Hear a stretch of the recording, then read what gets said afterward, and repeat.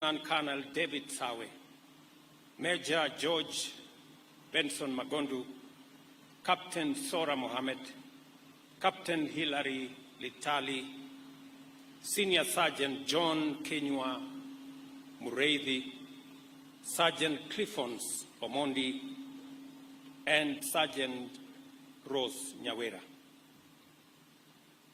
Indeed, it was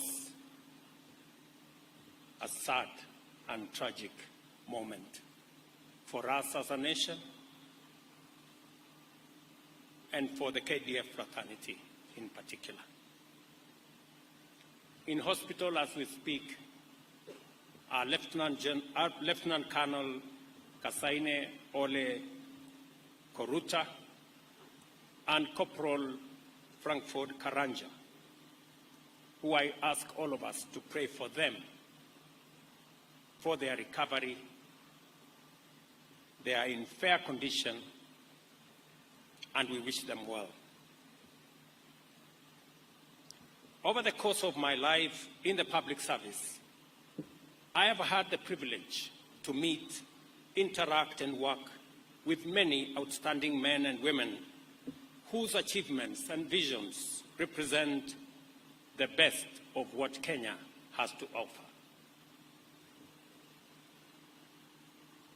General Ogolla was in a very special class.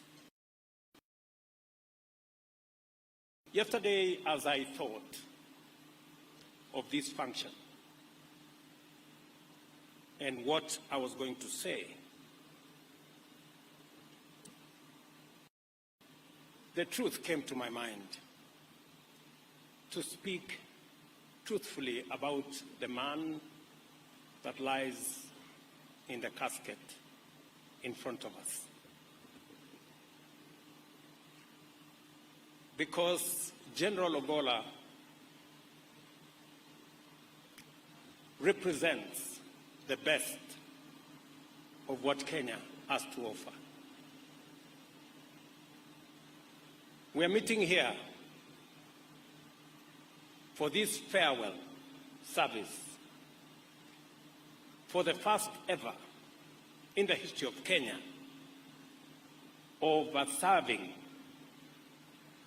Chief of Defense Forces in office who has passed on.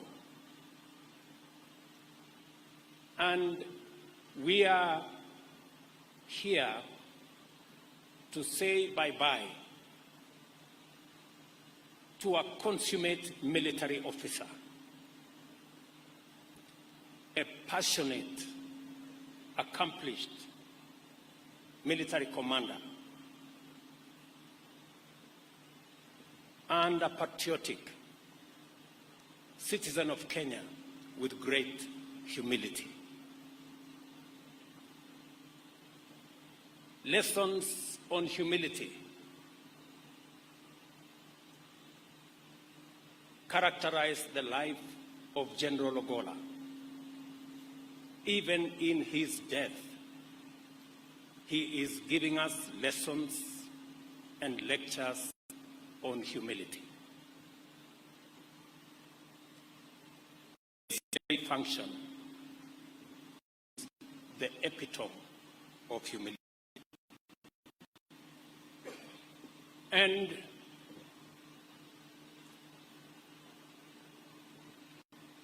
when it came time for me as Commander-in-Chief to make a decision on the next CDF,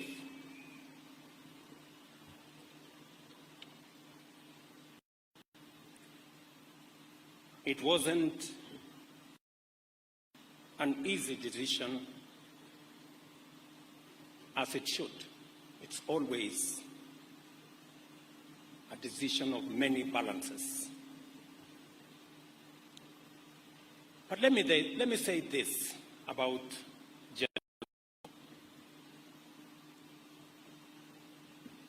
all the recommendations that I got on the next CDF and all the advice that I got about the next CDF did not include the name of General Ogolla, unfortunately. But he was a military officer with a distinguished career.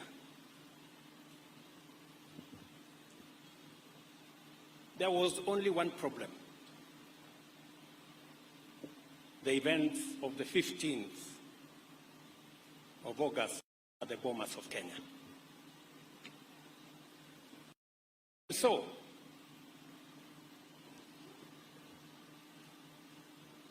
I asked General Ogolla for a meeting, and I had a one-on-one, man-to-man, come to Jesus meeting with General Ogolla.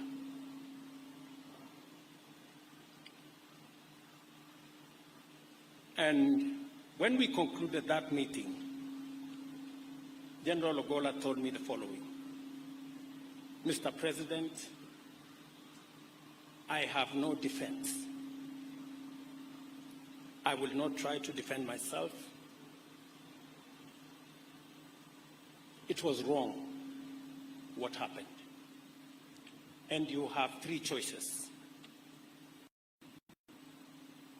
Either send me to court-martial, or have me retired, or forgive me.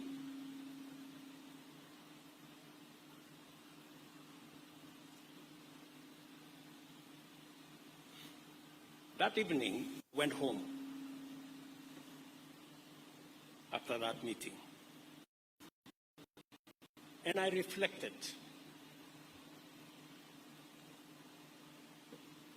on what General Ogolla had told me.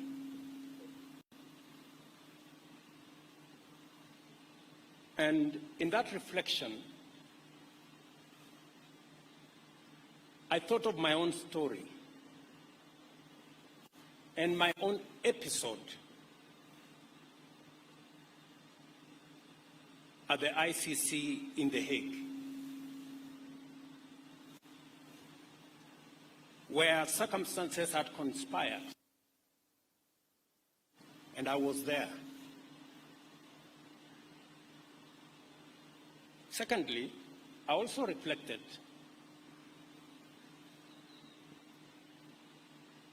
on the brief that I had been given when I came into office as president. And I had been told there are 4 sensitive positions: that of the IG of the police, that of Interior, that of the Director General of NIS, and that of the CDF. And I had been told, you need to be careful who you appoint into these offices, because they mean a lot, and they are very sensitive. And I had even been told that, please, don't be shy to appoint members of your community. You will be safe.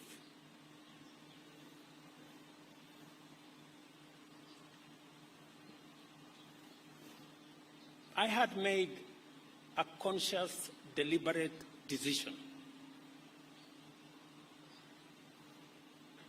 that we were going to take a different trajectory as a country, where merit, professionalism, and competence must come before ethnicity.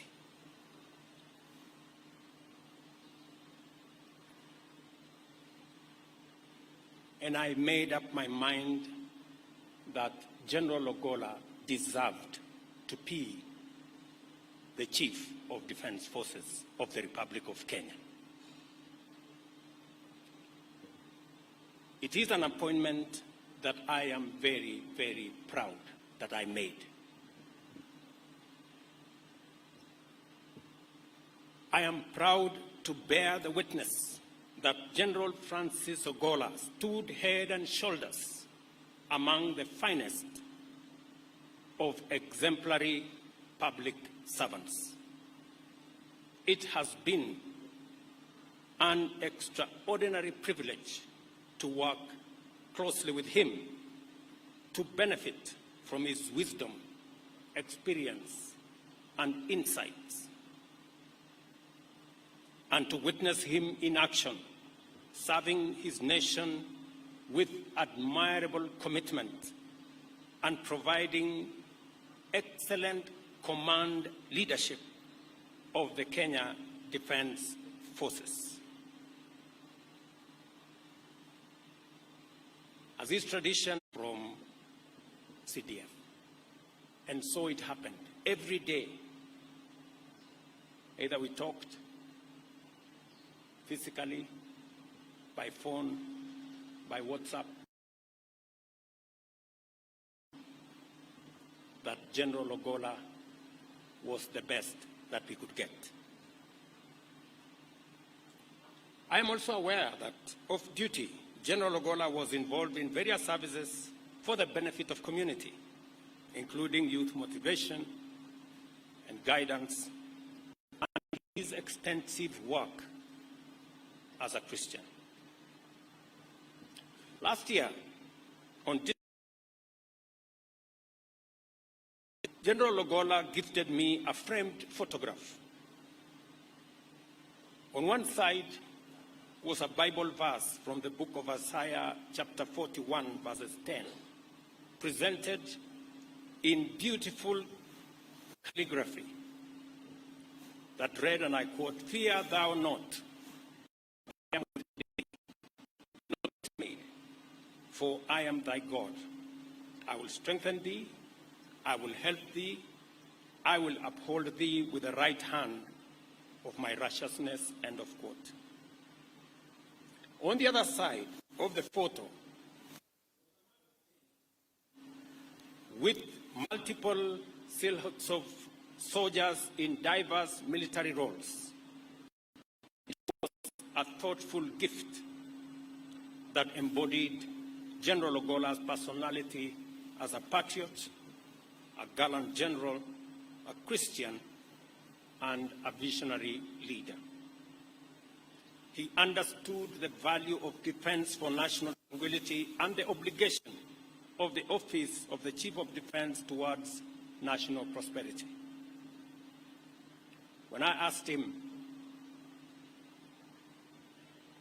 that 5 schools needed to be renovated, he didn't ask me for money. He went to his budget and asked his officers to reorganize the budget so that he could respond to the needs of children who were out of school.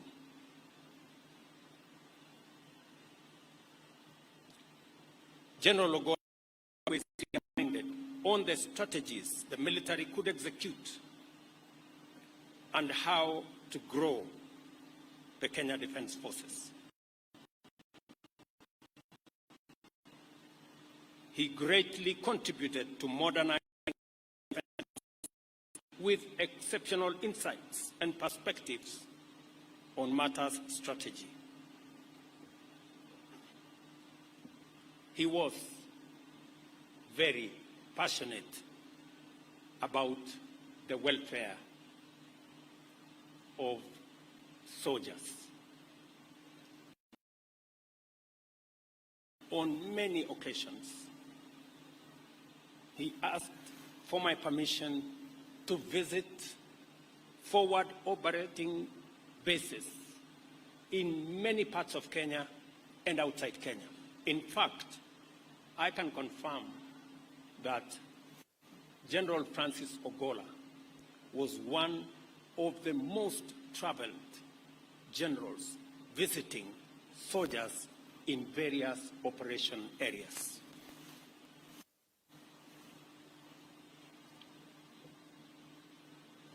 I, however, have one regret,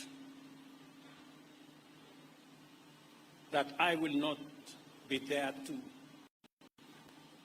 he will not be there for me to see the transformation for our military.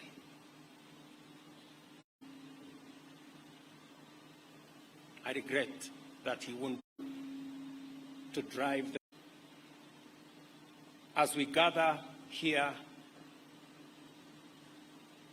I want to urge all of us to learn the lessons, the many lessons that General Ogolla leaves behind.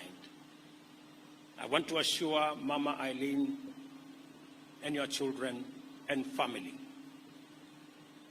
that the government of Kenya and myself personally will be there to make sure that General not only gets a decent send-off, but also his family will be looked after by the people of Kenya in honor of the great service General Ogolla gave to this country. Finally, when General came to brief me about where he was going to go, and eventually he told me this Sunday in Siaya at the Anglican Church that they had built as a family, the Bishop of ACK, the Archbishop, would be there to consecrate the church.